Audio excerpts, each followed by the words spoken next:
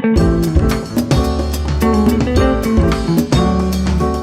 I've got another handful of salad hacks I'm excited to share.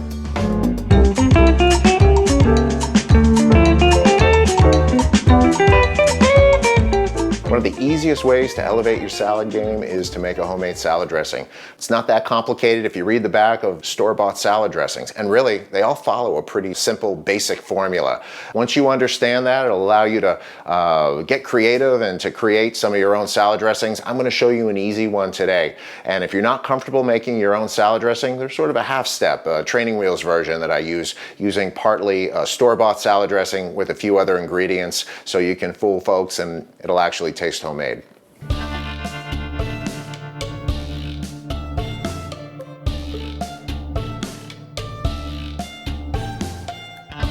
Okay, super easy homemade salad dressing, lemon thyme. You can take your choice of vinegars. You can either go balsamic or white wine. I personally prefer a good white vinegar for this. We're gonna use a little bit of olive oil. I've chopped up some fresh thyme. We've got some fresh lemon juice and also some Dijon mustard. We're just gonna put a tad in there, and then of course salt and pepper.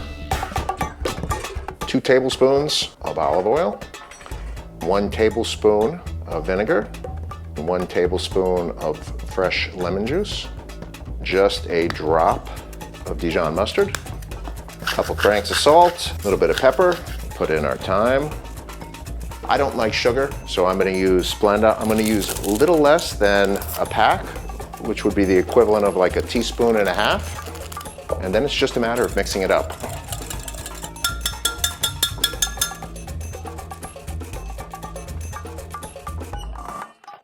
Well, if you're not comfortable taking the plunge and making your own salad dressing, or you don't have the time to chop thyme, this is a good hack to create something that will taste like it's homemade when it's really not. So just find, a higher quality store-bought one. Ken's is a great brand. Just start with a little bit of that.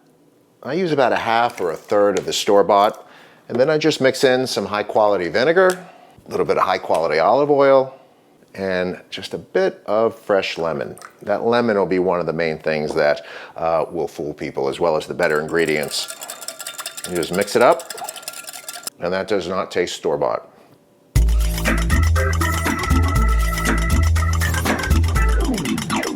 Another hack I want to share with you is to use Stacy's Pita Chips in a salad. You crush them up and you put them in instead of croutons. It adds some fantastic flavor and texture, and I really hope you try this. So if you've got a new bag of chips, probably the best thing to do is to mix some of the chips into a Ziploc bag and then crush them inside that bag. If you've got a bag that's halfway done or mostly done, I often will just crush it right in the bag itself. Frequently, I'll crush up more than I need and I just leave them in the pantry.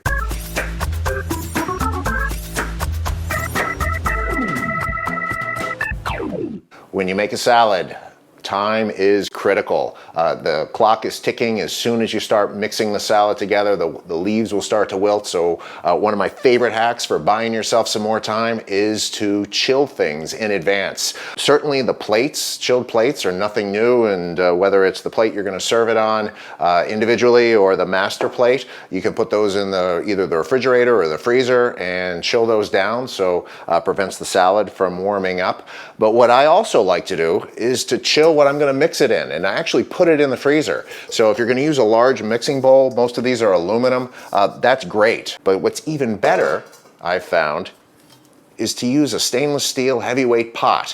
When you put this in the freezer, it stays really cold, and when you're mixing the grains, it definitely will help buy you some additional time once you've mixed your salad, and it will keep it colder longer. When you go to put a big pot in the freezer, you're gonna find that you might not have enough room. So one of the tricks that I've often used is to take the cold things that are already in there and put them inside the pot so that you got enough space.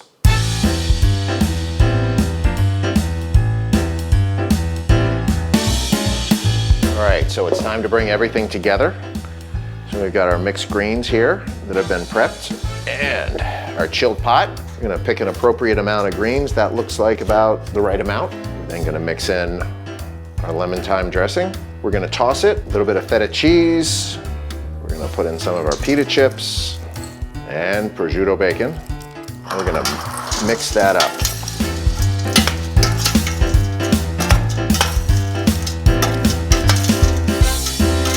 And the great thing is, because this is so cold, I can set that to the side and I don't have to worry about it. And then get my plate, which has also been chilling. Take the salad from the chilled pot to the chilled plate. And what are we gonna top it with? I could have tossed it with the onions, but I think it's gonna look better with those on top. We do a couple of artichokes, a few olives, a couple of tomatoes, some of our peppers for some additional color. And I think avocado works beautifully with shellfish. Since the lobster is the star of the show, that is going in the center. And I wasn't entirely clear what I was gonna do, but I just looked at the ingredients and let them tell me how to make the salad. And there it is.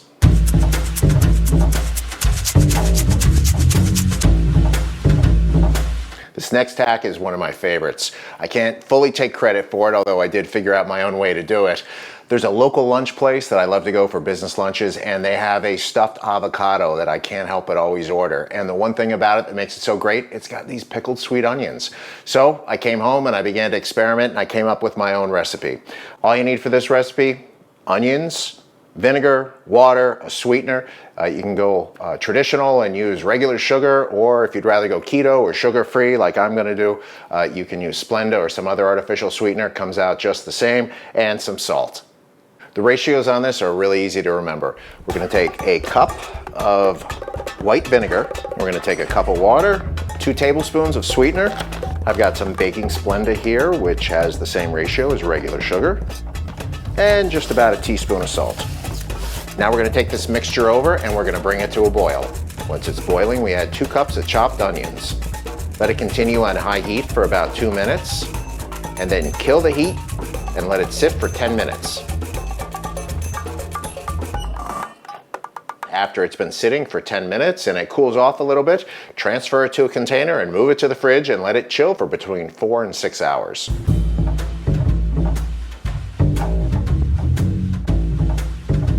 Our pickled onions are done. They've spent a sufficient amount of time in the refrigerator. They are now cold and they look great.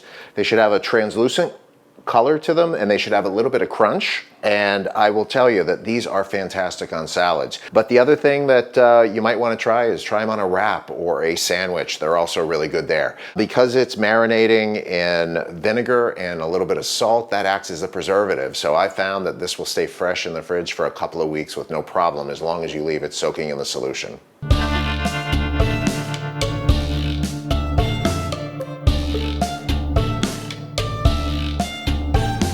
So if I have to go back and say what is one of the best salad hacks I can tell you, it's really think about your results. Anytime I've made a salad, I have always stopped and I've thought about it, I've analyzed it. What could have been better? How could I have done this differently? How did these things work together? Did it turn out the way I expected it to? And I have consistently learned from all of my efforts. So when you're making salads, I would really encourage you, after you put a salad out there, after you've had it or shared it with your friends, not only reflect on it yourself, but ask for feedback and let your friends know, I really want to get better. Please give me some ideas. It's not always comfortable at first, but I'll be honest with you, it's probably the one thing that's helped me elevate my salad game more than anything. It's really reflecting on what I've done and always trying to find a better way to do something.